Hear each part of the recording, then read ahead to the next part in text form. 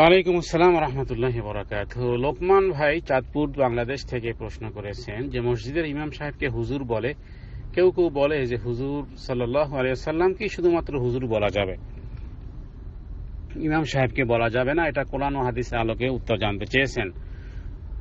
আল জবাব বিল্লাহি তৌফিক। সম্মানিত দিনী ভাই, মূলত আসলে হুজুর হাজির থেকে, অর্থাৎ মহামান্য বা মান্যবর।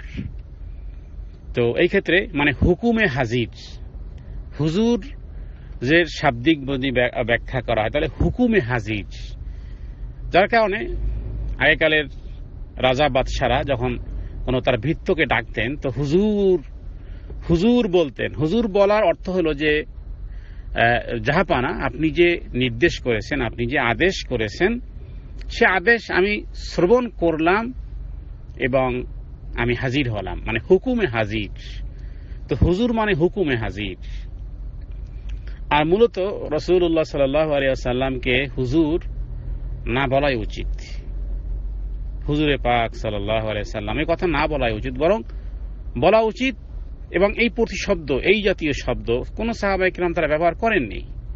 হুজুর সাল্লাল্লাহু আলাইহি ওয়াসাল্লাম, এটি এই ভারত পাকিস্তান বাংলাদেশের প্রসিদ্ধ এই শব্দটি। হুজুর সাল্লাল্লাহু আলাইহি ওয়াসাল্লাম বলতে নবীজিকে বোঝানো হয়। এই নাম তো নবীজির ছিল না, বা সাহাবায়ে কিরাম ওই নামে ডাকতেন না। হাদিসের কিতাবগুলো খুলে দেখুন, যেই কোনো হাদিসের কিতাব, একেবারে বুখারী, মুসলিম, আবু দাউদ, তিরমিজি, নাসাই, যত হাদিসের গ্রন্থ আছে, দুর্বল জয়ীফ হোক আর সহিহ হোক, দেখুন তো কি লেখা আছে। লেখা আছে রাসূলুল্লাহ সাল্লাল্লাহু আলাইহি ওয়াসাল্লাম ক্বালা ক্বালা রাসূলুল্লাহ সাল্লাল্লাহু আলাইহি ওয়াসাল্লাম। রাসূলুল্লাহ লেখা আছে। নবীজির হাতের আংটিতে রাসূলুল্লাহ ছিল। নবীজি নিজেও পরিচয় দিতেন, আনা আব্দুল্লাহি ওয়া রাসূলুহু, আমি আল্লাহর বান্দা এবং আল্লাহর রাসূল।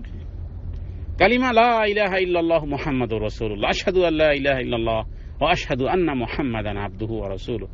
তো রাসূলুল্লাহ, রাসূলুল্লাহ, আতিউল্লাহ ওয়া আতিউর রাসূল, রাসূল, রাসূলুল্লাহ। তবে মুহাম্মদ, আহমদ, এই নামগুলো তার 10টি নাম। আল্লাহ নবীজি বলেন, ইন্না ইনদাল্লাহি আশরাতা আসমা, আমার জন্য আল্লাহ তাআলা 10টি নাম নির্ধারিত করেছেন। আনা মুহাম্মদ ওয়া আহমদ ওয়াল মাহি ওয়াল হাশির ওয়াল আকিব ওয়াল ফাতিহ। তো সেখানেই হুজুর সাল্লাল্লাহু আলাইহি সাল্লাম এটা নাই, এই নাম নাই। এটা আমাদের বই পুস্তকে আমরা পড়েছি, এবং বেশ কিছু কিতাবেও একেবারে প্রত্যেকটা হাদিসের শুরুতে, বেশ করে তাবলিগি নিসাবের যে উর্দু কিতাবগুলো আমি দেখলাম খুলে, সেখানে প্রত্যেকটা হাদিস লেখার আগে লেখা আছে হুজুর সাল্লাল্লাহু আলাইহি ওয়াসাল্লাম নে ফরমায়া, মানে নবীজি বলেছেন। তো ওখানে রাসূলুল্লাহ সাল্লাল্লাহু, দেখা যাচ্ছে যেই হাদিসের তরজমা করেছেন ওই হাদিসে ইমাম বুখারী হুজুর সাল্লাল্লাহু আলাইহি ওয়াসাল্লাম লেখেন না, নিশ্চয়ই লিখেছেন ক্বাল ক্বাল রাসূলুল্লাহ সাল্লাল্লাহু আলাইহি ওয়াসাল্লাম আন আবি হুরায়রা রাদিয়াল্লাহু আনহু ক্বাল ক্বাল রাসূলুল্লাহ সাল্লাল্লাহু আলাইহি ওয়াসাল্লাম। তো এখানে হুজুর সাল্লাল্লাহু আলাইহি ওয়াসাল্লাম কোথা থেকে আসলো? তো এটি সর্বপ্রথম হলো যে নবীজির ক্ষেত্রে এই নাম ব্যবহার করা উচিত নয়, যা সাহাবায়ে কিরাম বা কেউ তাকে এই নামে ডাকেননি, বরং সবাই আল্লাহ ওয়া রাসূলুহু। আর অনেক প্রশ্ন নবীজি সাহাবীদের করতেন, বলো তো এই ব্যাপারে জানো কিনা? তখন তারা বলতো আল্লাহ ওয়া রাসূলুহু আলাম, আল্লাহ এবং আল্লাহর রাসূলই ভালো জানেন। তা আল্লাহর রাসূল, রাসূলুল্লাহ, এভাবেই বলা উচিত। হুজুর সাল্লাল্লাহু আলাইহি ওয়াসাল্লাম নামে খেতাব করে নবীজির দিকে ইঙ্গিত করা উচিত নয়।